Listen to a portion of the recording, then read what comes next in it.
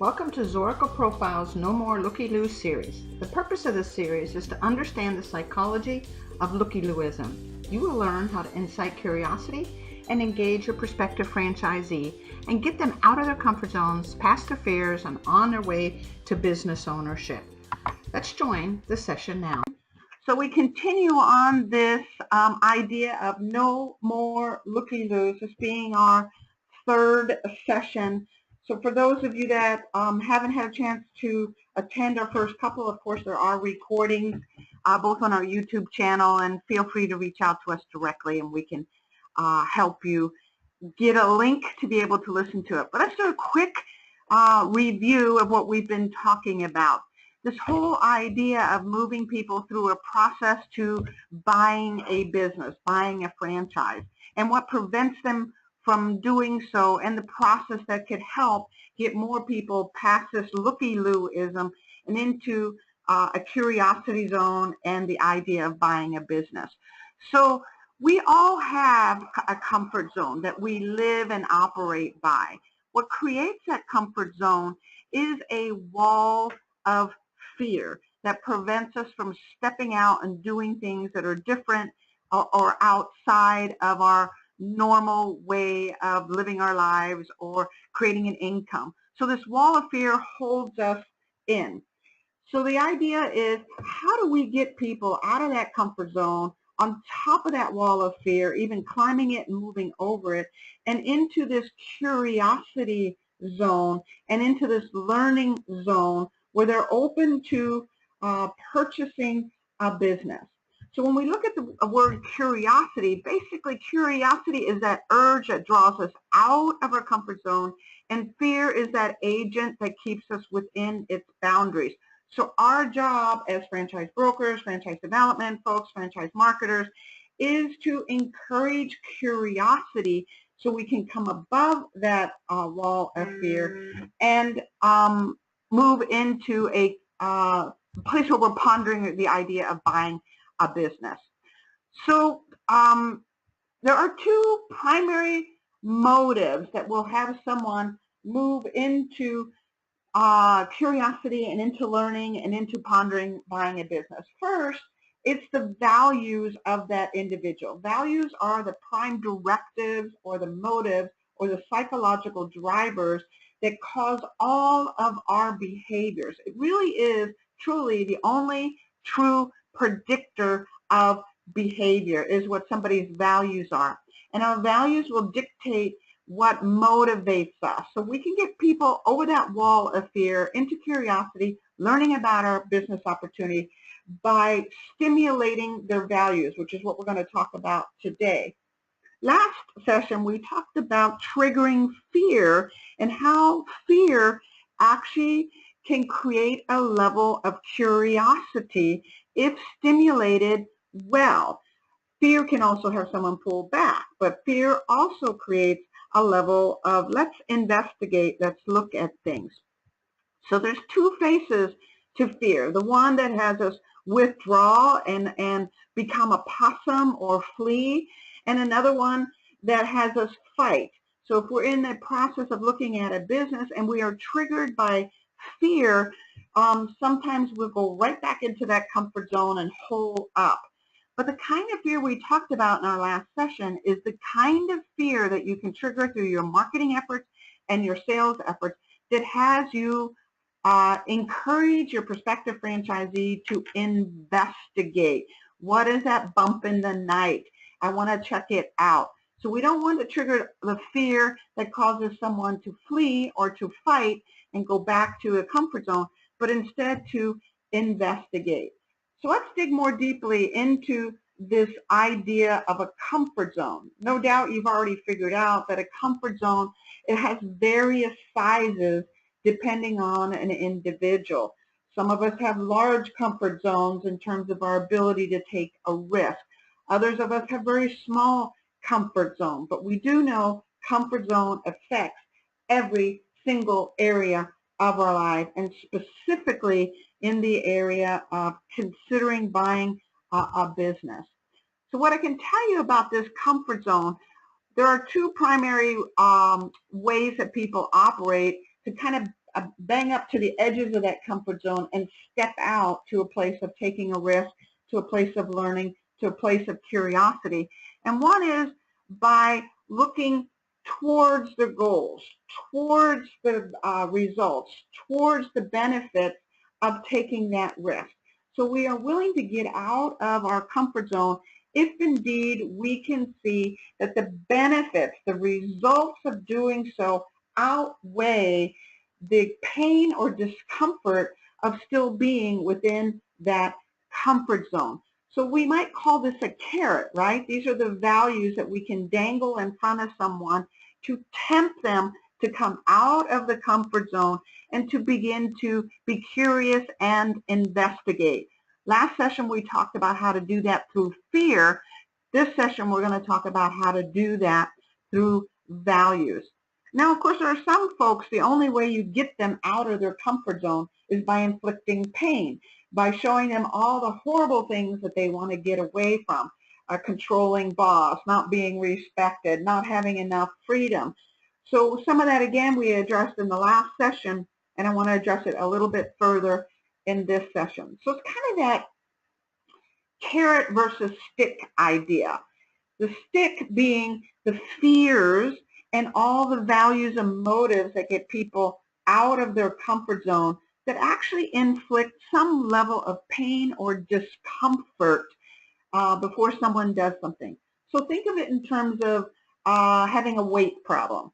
For someone, they may not do something about being overweight until their blood pressure goes up or until they've been humiliated or embarrassed. That would be considered a stick that motivated them to do something. A carrot, on the other hand, could be, I'm going to look fantastic and I'm going to be able to wear that great dress, or I'm going to be able to walk into that party and be, you know, the belle of the ball, so to speak. So the carrot versus the stick. So bottom line, what we want to consider here is the smaller the comfort zone, the faster someone can take action. Please take note of that.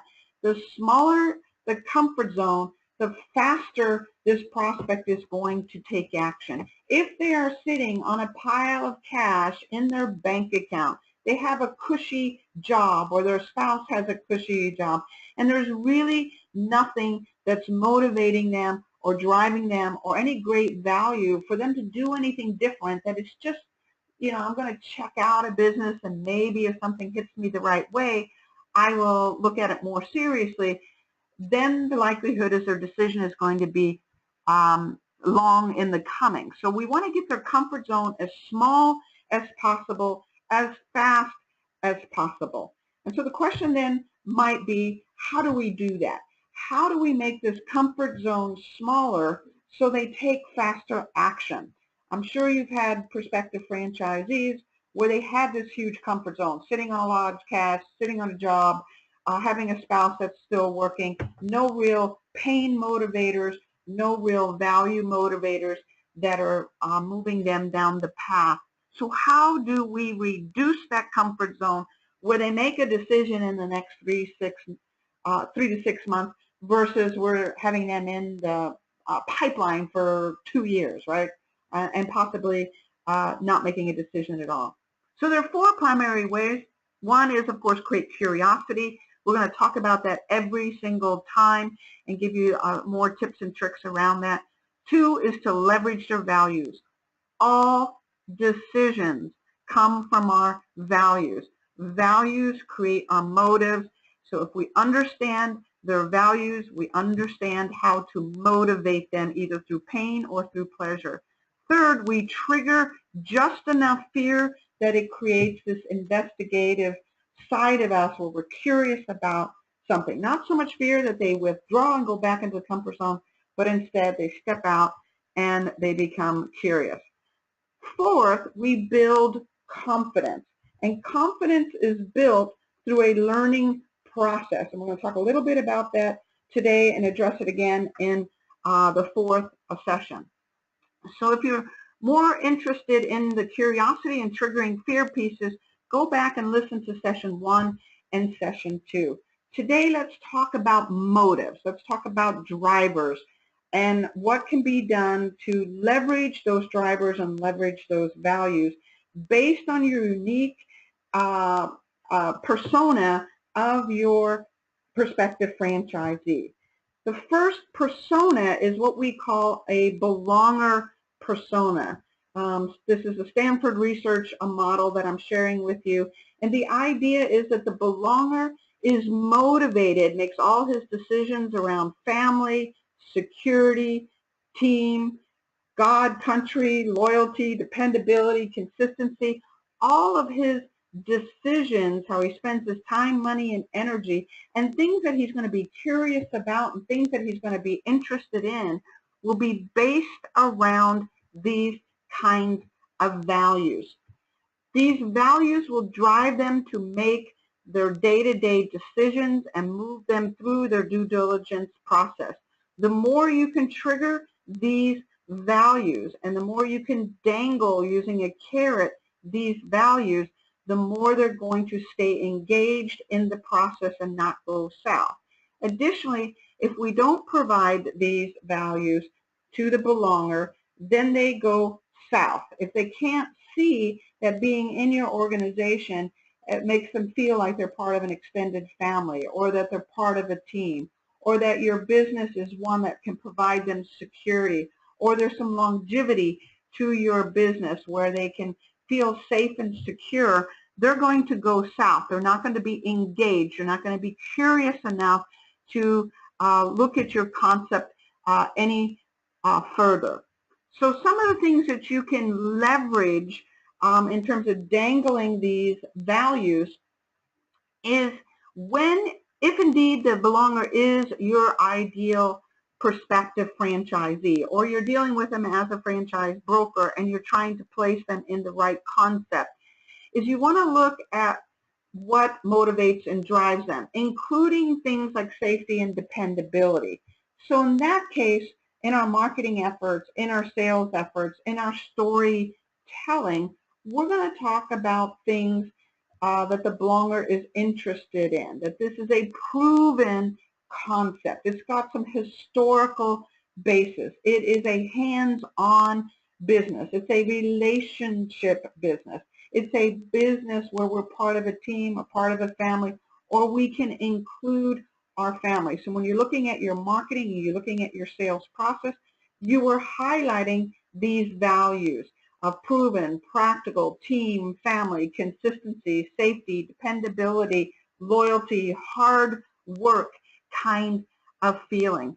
So that what we're building around them is a carrot that is so large that they step out of that comfort zone of keeping that 9-to-5 job and say, you know what, if I step into this idea of buying a business, or at least become curious enough to investigate it, I can see that this business provides me security, safety, team, family. So all of our marketing and all of our sales approaches should be triggering these values in the belonger. If you're talking about things that are off value, off purpose, inconsistent with the belonger, they don't even hear you. If you're a belonger, you can relate to this. If you're not a belonger, you can relate to this. That if somebody's talking about these values and that's not who you are, it kind of like duck on the waters, a water on a duck's back. This side here, I want to just bring up very quickly. We addressed some of this in our last session, but we talked about triggering through a carrot approach these values, but we also want to trigger some of the fears, making sure it's just enough that it creates curiosity, but not so much that they go back into their comfort zone.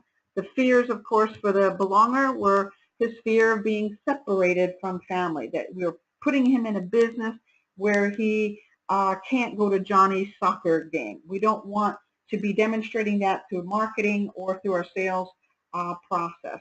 Or his inability to provide for his family, where we're putting any of his life savings or home at risk. We want to avoid any of that being triggered. And we also want to make sure that we're cautious about showing a sense of team and or triggering how he or she does not have that sense of team or that sense of family or that sense of consistency or the sense of stability within his current situation, current business, current job, whatever he is doing. So I wanted to give you a quick example of what this looks like, and this is actually one that Chris pulled up for us the other day, so I really appreciate that, Chris. To leverage these values and to stimulate curiosity. When you get a moment, go to YouTube and pull up the Budweiser Born the Hard Way commercial and just really pay attention to it, in that it clearly demonstrates a marketing campaign directed at this belonger. It is all about hard work. It's all about tradition. It's all about history. You can see right here, we got a business plan written out in an old book that is yellowed and crumpled up in this screenshot. But the whole commercial is around longevity, which creates safety. It's about doing it together. Almost every shot is a shot of several men and people coming together to build this Budweiser brand that they have. So when you get a moment, check it out. Even the title, Born the Hard Way, triggers the belonger, because for them it's about hard work. It's about commitment. It's about doing day in and day out what is right to build that business. So if you look at this commercial, it'll give you an idea of how marketers today are triggering through everything from language to music to colors to messaging, the values that will engage a particular audience. As a franchisor, knowing who your audience is, who your ideal candidate is, will allow you then to have your marketing and sales efforts be more consistent with that. So let's talk about the achiever. The achiever is a whole nother kind of persona or individual. And this persona may or may not be a good fit in your franchise organization, but he values things like power, control, residual income, growth. He wants to be with a company or provide a product or service that is unique, has a very high quality to it. So for him, it's about being respected. After all, he's earned that respect. He's had some success. It's not just about winning, but it's about being the best in his mind. And so this is what drives every decision, every penny he spends, every ounce of time he puts out there is based on what these motivators are, these drivers are. So when we are working with our prospective franchisee, we're going to be showing them in our sales process and in our marketing process ways that echo back these values, if indeed the achiever is the ideal candidate for you. So we're going to show them things like the quality of our company, the uniqueness of our product or service, by possibly doing some compare contrast. We're going to show him how he can replicate, either by showing him other franchisees who've opened a second or a third unit or created another vertical that they could go into market for. We're going to show them how they can grow and achieve through our marketing, through our sales process, through our stories. We're going to show them how we can do that. We're going to show him how he will be respected and how others that are in this business are respected, whether it's the leaders within our organization or other franchisees. And we're also going to show him and leverage, we're going to dangle that carrot, in other words, of how he can leave a legacy and create residual income. This is speaking his language. This is who he is. And when we speak that language, he understands what we're talking about and becomes even more curious and willing to step out into that learning zone.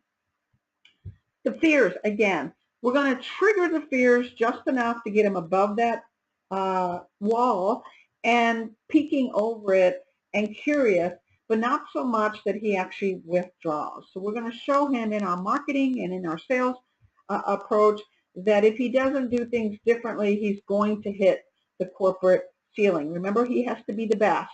He has to have results. He has to be number one. So the idea that he's going to hit a corporate ceiling or that someone could bypass him will trigger him to do something different. It will push him out of the comfort zone.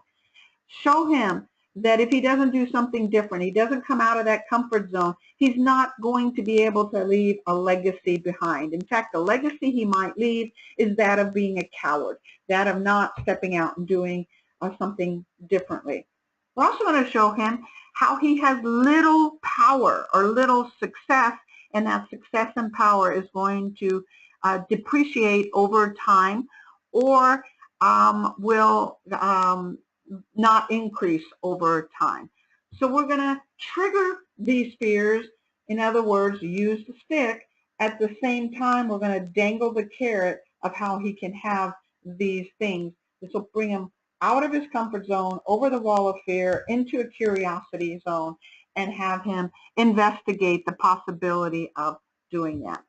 And I'm sure you can think of many examples. One that I wanted you to take a peek at when you have a moment is the Rolex yacht cup. And in the case of Rolex, and they actually do a great job marketing to the achiever with everything from the black and white and simple designs to many times no words in their advertisement. The music is music that an achiever can relate to, but everything is clean and simple, and it's all about unique and high quality and winning. Even this yacht Rolex cup is a competition wherein the wearer of this watch is just not only competing but also winning, and is heads and shoulders above others. So look at this particular commercial, and it'll give you an idea how you want to begin to position to attract more of these. And also, if you're in the sales and development side of things, ways in which you can tell stories, give examples of an achiever within your organization, being the best, being the unique, whether that's with your product or how they're providing that product or service in their individual unique market places. So moving now to the third value set, what we call the societal value set. These are individuals that are driven by a desire to make a difference, to contribute. These are individuals that knowledge means a lot to them. They absorb knowledge and they enjoy providing that knowledge back to others.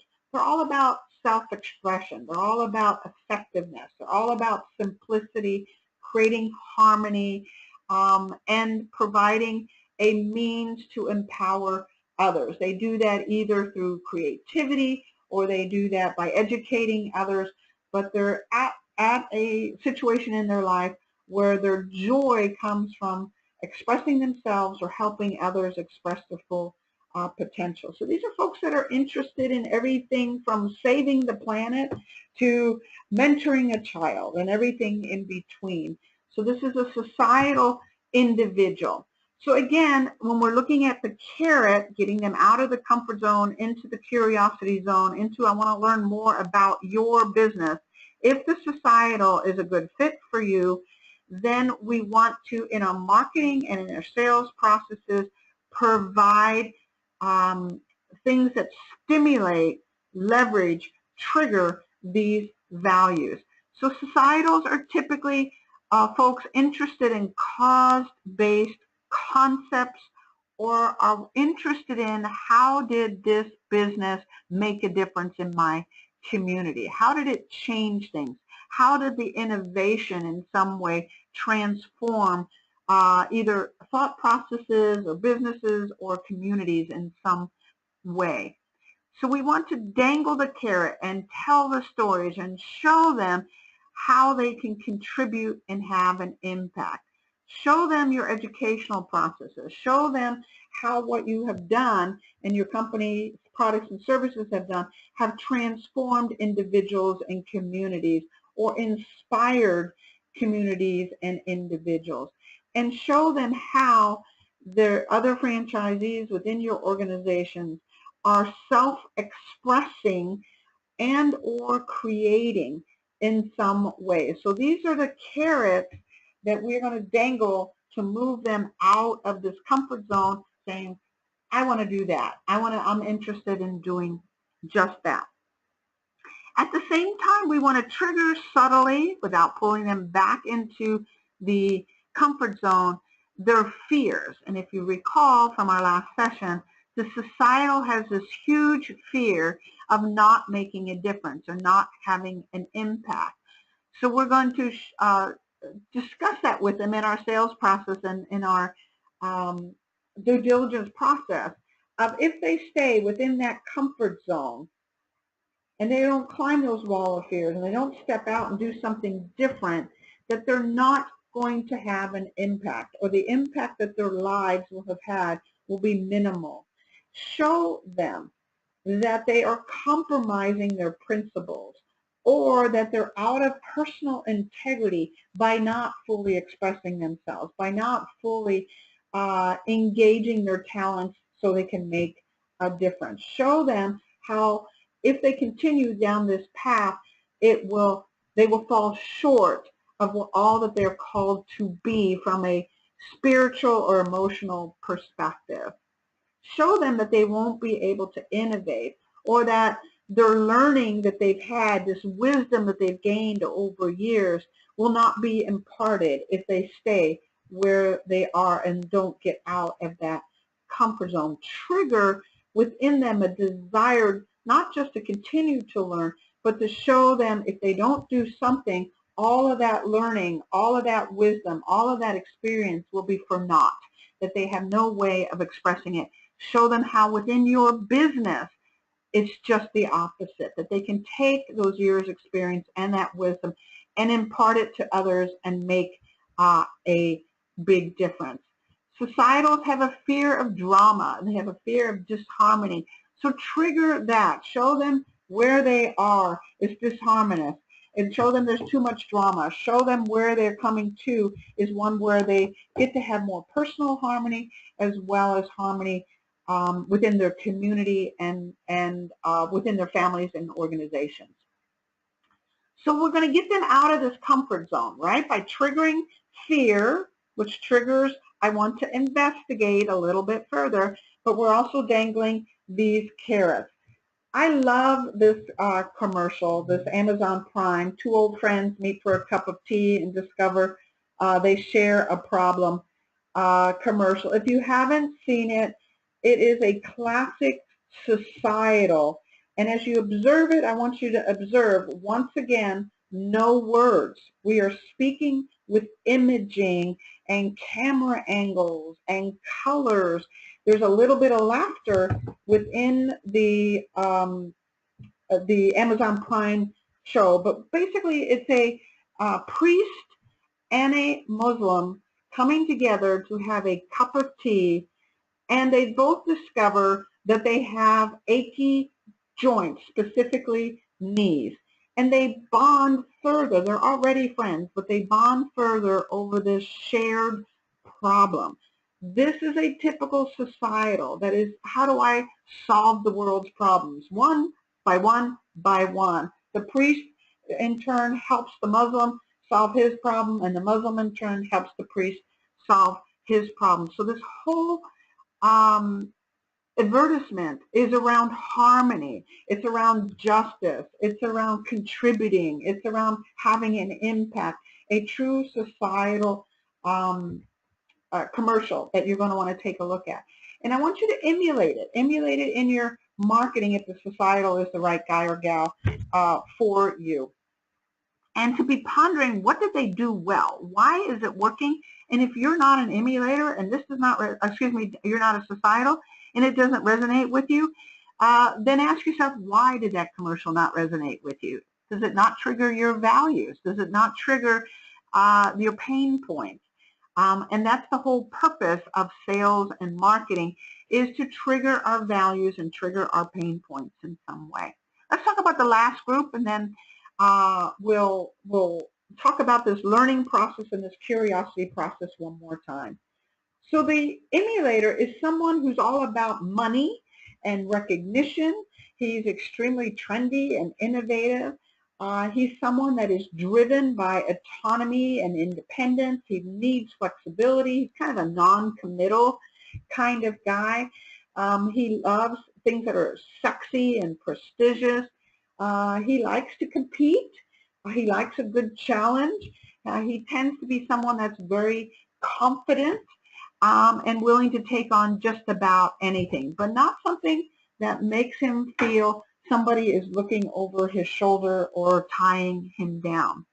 So in our marketing efforts to move someone from just looky-loo-ism to being engaged in the process, we want to trigger these values. We want to show them that our products, our services, our company is sexy, it's prestigious, it's innovative. If indeed the emulator is the right guy for you, we need to show them how innovative we are, how this is a business that they can be proud of when they go to the country club, that it's a sexy business. It's a business that is cool. It's one that's filled with adventure and fun and challenge.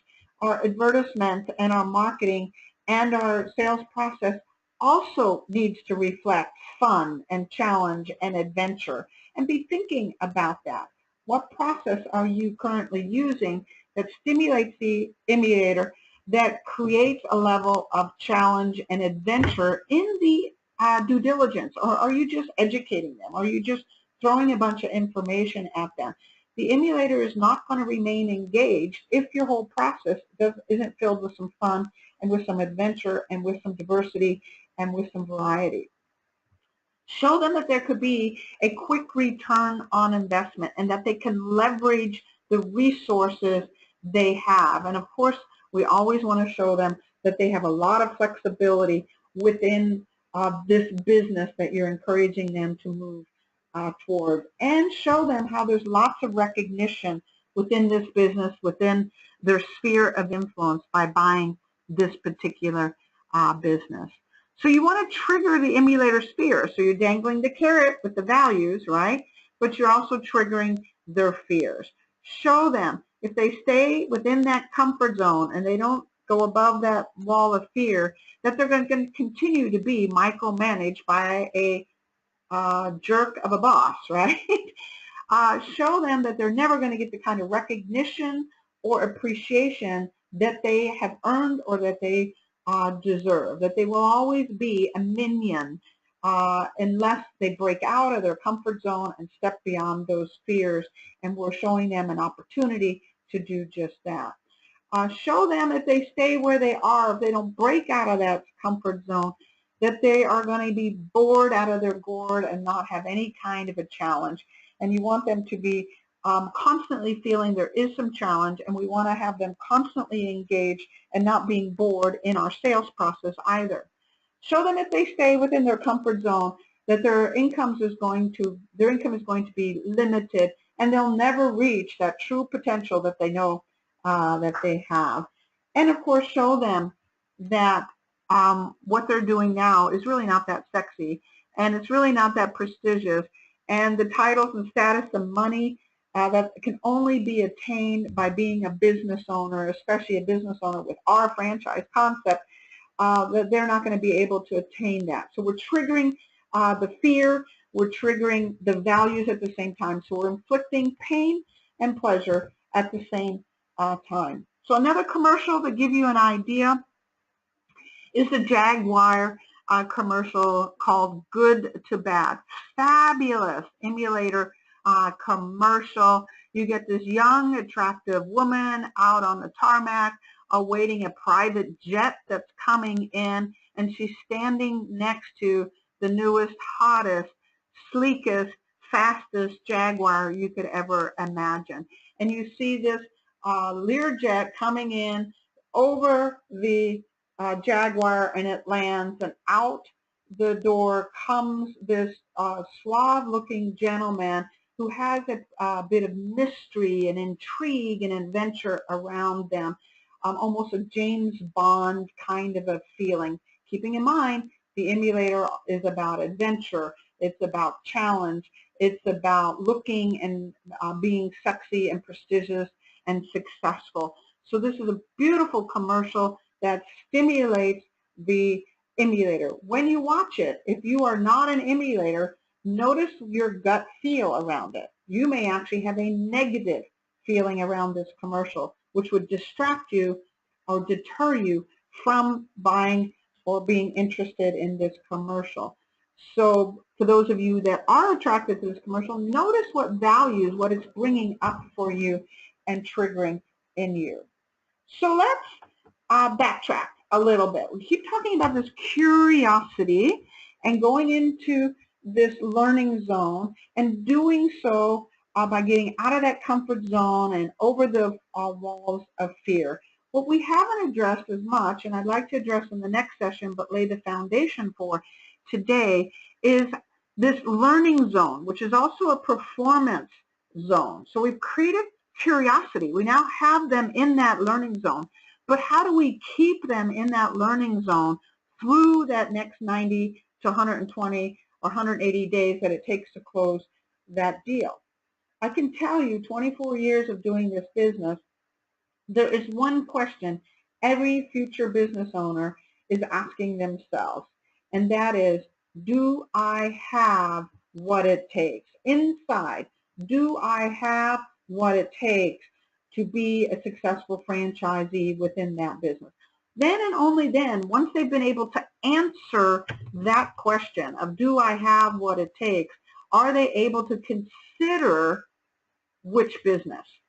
The first question has to be answered. Do I have what it takes? You know, obviously they're curious enough to go looking, but did they get an answer to that question? What makes them confident enough to get out of that comfort zone into that zone of curiosity and through that due diligence process is our ability as marketers and our ability as franchise development, franchise brokers to help them build that confidence. Now, obviously, the Zoracle tool does that to a large extent by giving your prospective franchisee some feedback as to who they are, and indeed they do have what it takes to be a franchisee or a business owner. And it's more about the proper fit. But you too, in your marketing and sales process, can help them answer this question. Remember, they don't move forward until that question is answered. Do I have what it takes? Keeping in mind that self-confidence, if we go to Webster's dictionary, which I don't know if any of us even do anymore, but nonetheless, there it is, suggests that self-confidence is the courage that comes from a certainty about our capabilities and goals. Goals are nothing more than our values and motives. That creates what a goal is.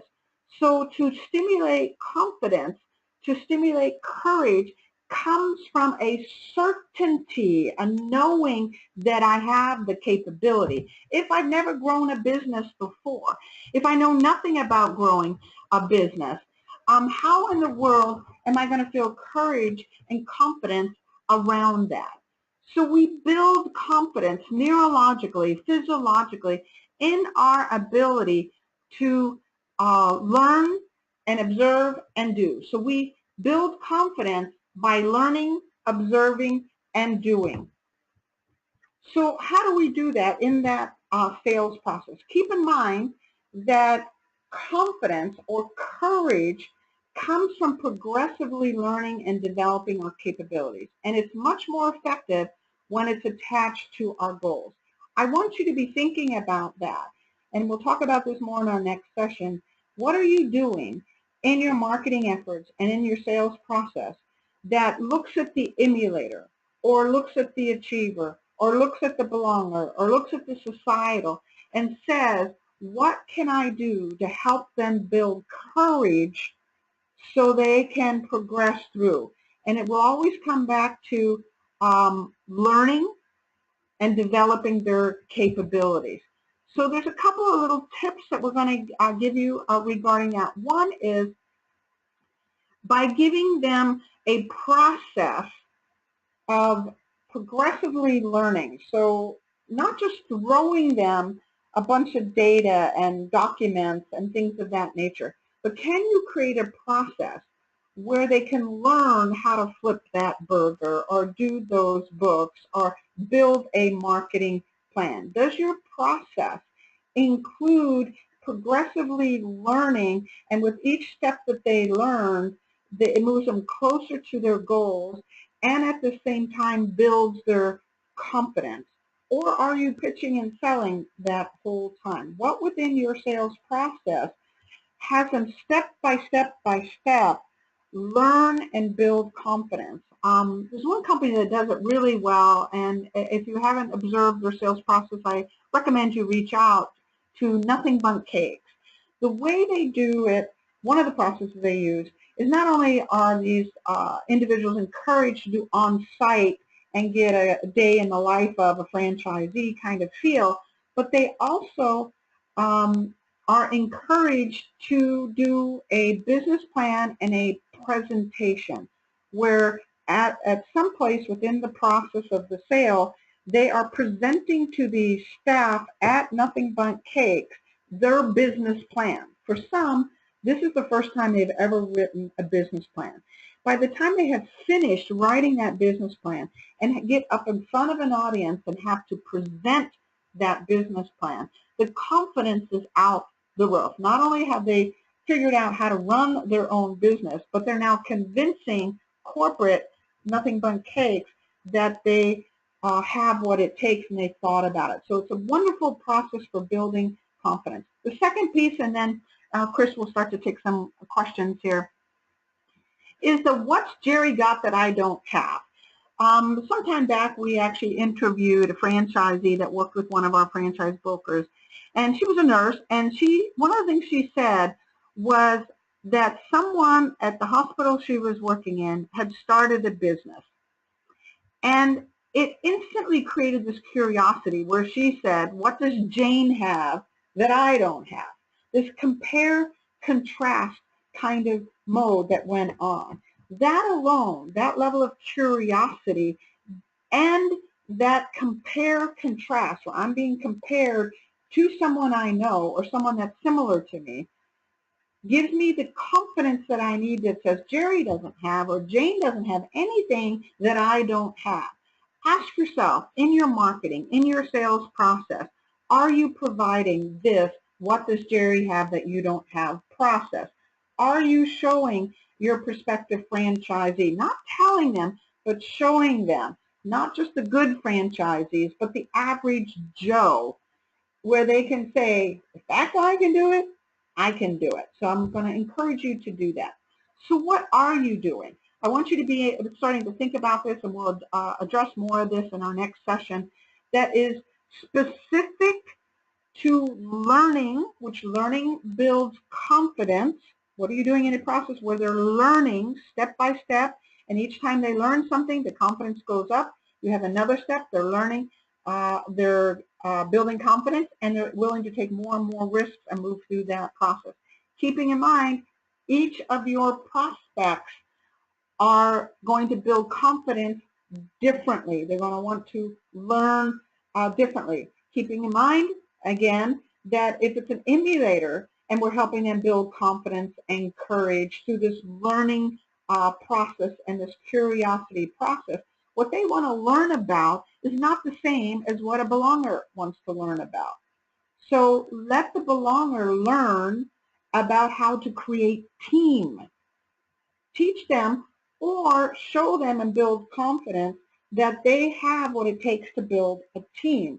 That's not going to be interesting to a emulator. They're going to be interested in learning about variety and diversity and flexibility and how they can do this business, you know, from their bedroom or from a van or from some island where they just have a cell phone and internet connection.